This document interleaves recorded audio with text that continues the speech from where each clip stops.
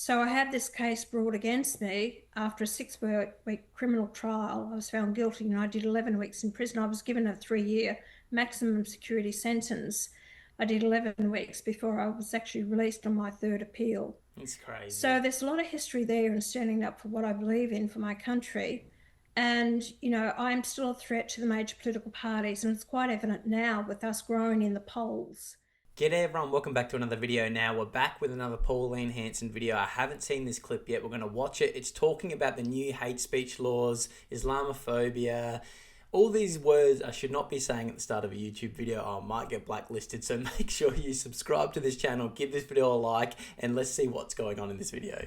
This is an international plan, isn't it? You'll be well aware of the fact that this Labour government is currently pushing through in the United Kingdom plans to make Islamophobia illegal, to effectively introduce a blasphemy law through the back door that could make a conversation like this banned. I mean, it is truly...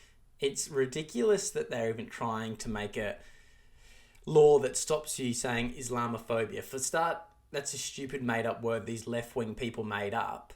You can't be scared of a religion. You can criticize radicals in a religion, like any religion. You can criticize radical Christians. You can criticize radical Hindus. You can criticize radical Islam.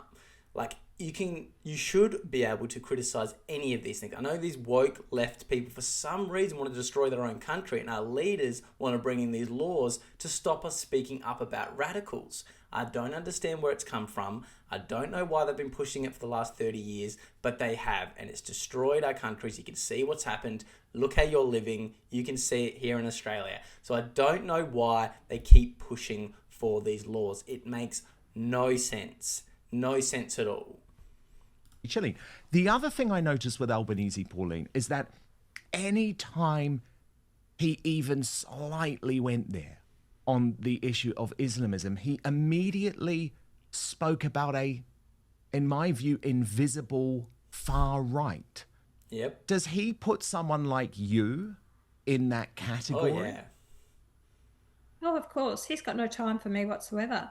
And I've got to be honest, I haven't got any time for him. The sooner I see the back end of him, the better. We need to get rid of him. Australians are waking up to them.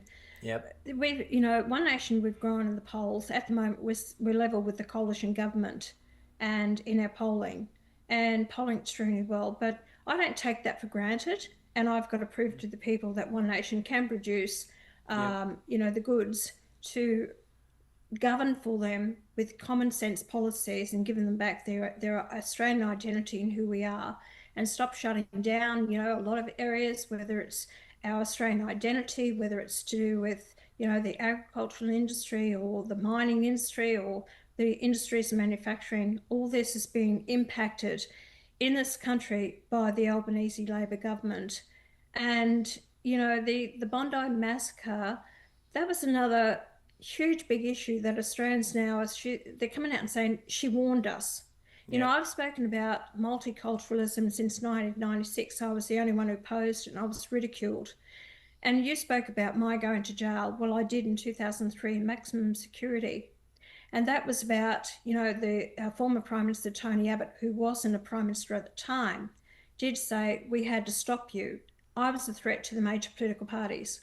So I had this case brought against me after a 6-week criminal trial. I was found guilty and I did 11 weeks in prison. I was given a 3-year maximum security sentence.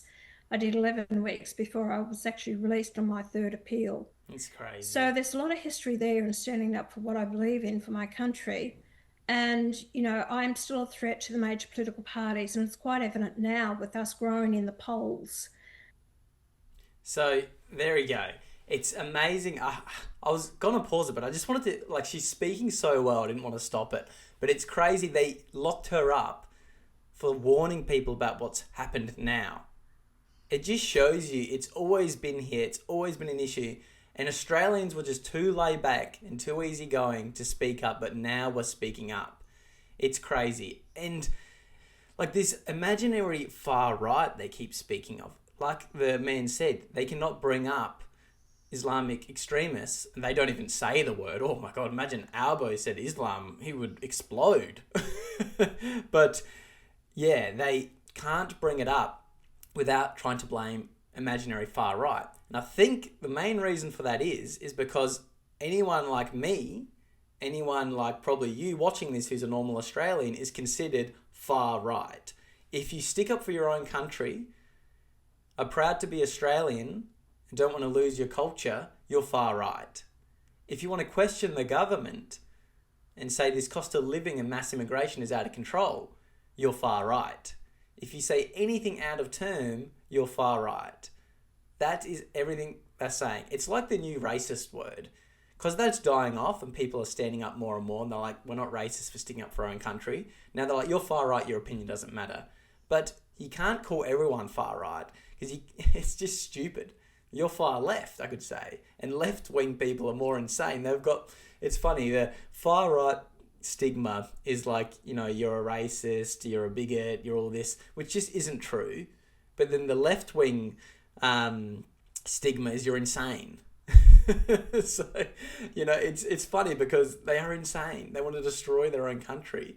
And they only care about optics. They don't care about reality. They don't care about facts. They run on fake emotions and they just want to look good to their left-wing radical friends. So we need to keep speaking up. We need to speak up for Australia and we need to keep our voices heard. So a lot of these words I say in my YouTube videos, I can tell when I've been getting more direct with saying what I'm saying. And it's because I'm testing the waters of YouTube, because what I'm saying is all free speech. I'm not calling out a religion, I'm calling out radicals. I'm not calling out individuals unless they're a public figure, like Prime Minister Anthony Albanese. I can say I think he's an idiot. Legally, I can still say that. All these things are freedom of speech. They are fair speech, and you can not get banned on social media for it for now. So there's nothing that I'm saying is wrong. So I'm being more direct with it. Unfortunately, it does flag the system that I'm using quite strong language, and sometimes it suppresses my videos. So please keep subscribing, keep liking, keep commenting, because even commenting like I agree, thank you, anything like that helps boost these videos and gets it out to more Australians and more people that need to hear this message. Because I still have so many people saying, oh, thank you so much, keep making these videos, it's great to hear someone say it, because we want to say we're standing up for Australia again. And thank you so much to all the members. I'll keep making these videos and releasing them early for you. It means a lot to me. You give me that extra support and it gives me that extra motivation, like you care that much to be a member. So thank you so much for that. But let's keep pushing our message. Let's keep sticking up and let's get One Nation in and see if Pauline can actually make some change. But even if she can't get in, let's give her enough power in Parliament that she can block a lot of these radical bills and laws they try and bring in and fight back for a voice for us. Because even if she's not in charge, if she has enough seats in Parliament, she can still have her voice heard, have our voice heard, stick up for Australians. Anyway, like I said, give this video a like, comment down below, and I'll see you in the next one.